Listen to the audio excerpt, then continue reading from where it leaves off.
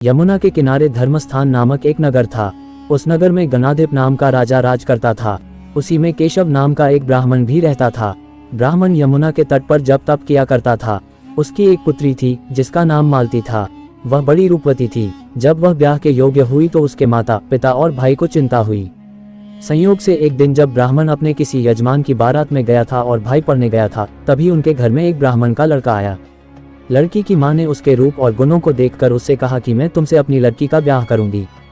होनहार की बात की उधर ब्राह्मण पिता को भी एक दूसरा लड़का मिल गया और उसने उस लड़के को भी यही वचन दे दिया। उधर ब्राह्मण का लड़का जहां पढ़ने गया था वहां वह एक लड़के से यही वादा कराया।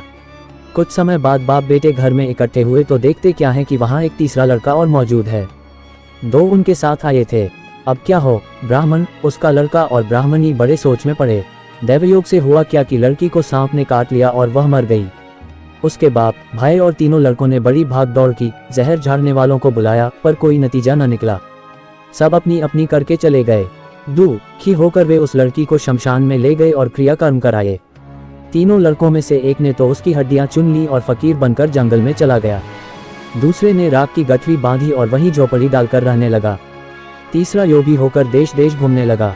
एक दिन की बात है, वह तीसरा लड़का घूमते घामते किसी नगर में पहुंचा और एक ब्राह्मणी के घर भोजन करने बैठा।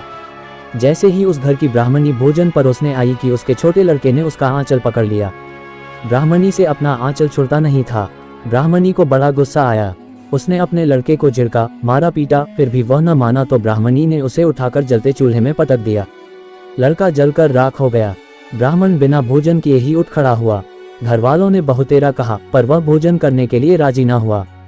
उसने कहा, जिस घर में ऐसी राक्षसी हो उसमें मैं भोजन नहीं कर सकता। इतना सुनकर वह आदमी भीतर गया और संजीवनी विद्या की पोथी लाकर एक मंत्र पढ़ा।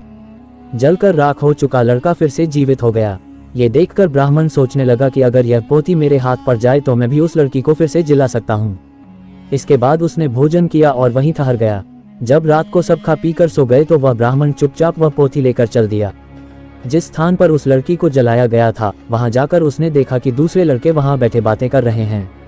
इस ब्राह्मण के ये कहने पर कि उसे संजीवनी विद्या की पोथी मिल गई है और वह मंत्र पढ़कर लड़की को जिला सकता है, उन दोनों ने हड्डियां और राख निकाली। ब्राह्मण ने जैसे ही मंत्र पढ़ा वह लड़की जी उठी। अब तीनों उसके पीछे आपस में झगड़ने लगे।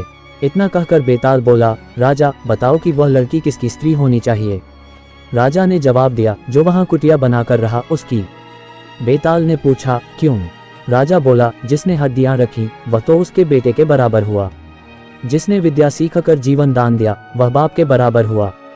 जो राख लेकर रमा रहा वही उसकी हकदार है। राजा का ये जवाब सुनकर बेताल फिर पेड़ पर जा लटका। राजा को फिर लौटना पड़ा और जब वह उसे लेकर चला तो बेताल ने तीसरी कहानी सुनाई।